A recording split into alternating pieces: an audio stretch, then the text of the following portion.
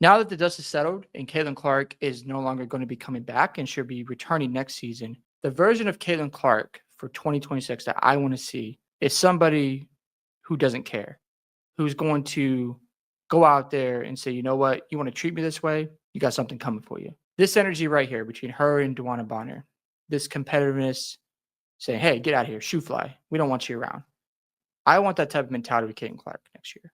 I want to see her come back with a vengeance, go out there and remind the world, I'm coming to take over this game, remind you of how good I am. And that's the energy I want to see next year in Caitlin Clark. I understand she shot 36.7% from the field this year. All that had to do with the injury. I'm hoping next year she has a career high in 3-point percentage, field goal percentage, and we see the best version of Caitlin Clark. She comes back, gets the Fever into the playoffs, has an MVP type of season.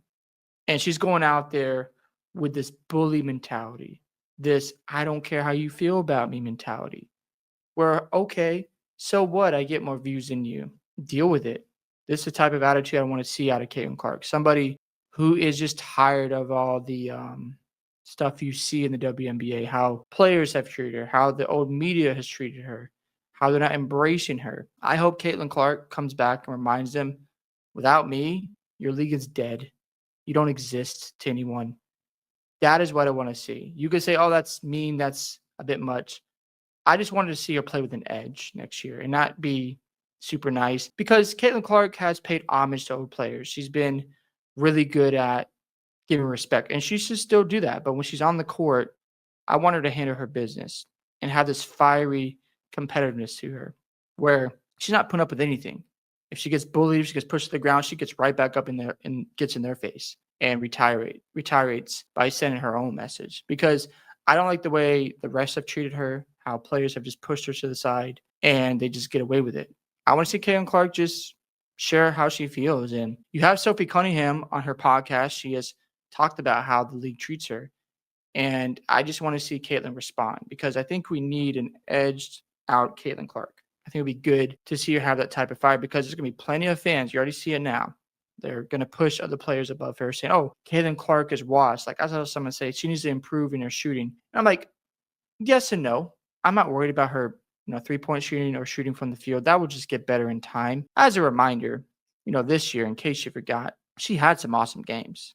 There's no doubt about it. When you go back and look at the game against the Liberty, where she was fantastic returning from the injury, she had a total of 32 points, 8 rebounds, 9 assists, 55% from the field, and 50% from three. She cooked them. Next game, 20 points, 6 assists, and she shot 50% from the field and 66% from three. And then it just went downhill from there. And that's when the injury got worse. And it's unfortunate. She also had a game, she had 27, 5, and 11, 45% from the field, 45% from three. You go back to the other game against the Sky, triple double, 20, 10, and 10, 46% from the field, 50% from three. We see that version from Caitlin Clark next year. There's going to be a lot of people coping, a lot of people upset, but I don't care.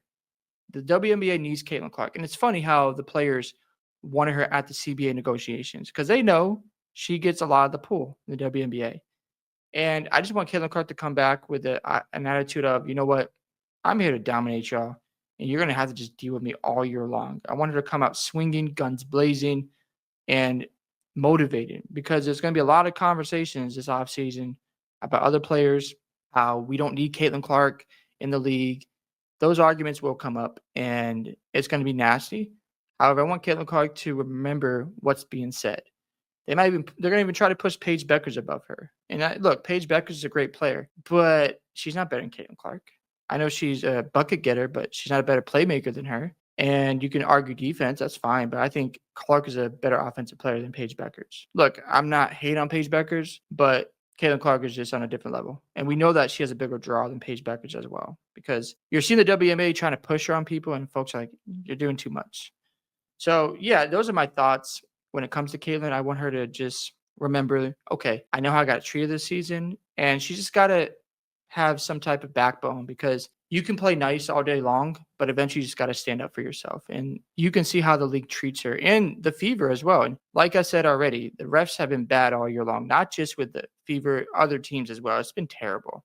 And I think it could really rear its ugly head in the playoffs where we see a situation like a Asia Wilson or a Nafisa Cotter, they're battling out in a playoff game, and there's a dirty play that happens, very questionable, and one of them gets knocked out for the playoffs. And you go look back at the season and realize the refs never got control of situations. They enabled these players. And if you lose one of your top players in the league for the playoffs because you allowed such dirty tactics to carry on, then it's not a good look. So that's what Caitlin Clark needs to remember. I hope she's, more outspoken and she's fiery because I like this energy from Caitlin Clark. I want to see this more often where she's like, you know what? Who are you, Dewana Bonner? You left the Fever and you didn't let any of us know or handle it in a professional way. So I want to see that same energy from Clark next year because I think it'd be good for her and it'll be exciting.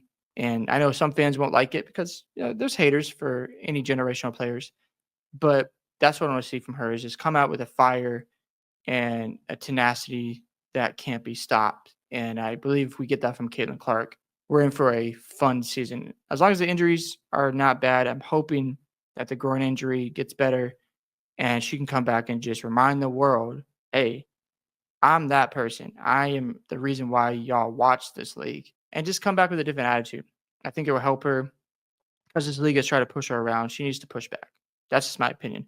Hope you guys enjoyed this video today. I'd love to hear your thoughts about Caitlin Clark's return next season. What do you want to see out of Caitlin Clark?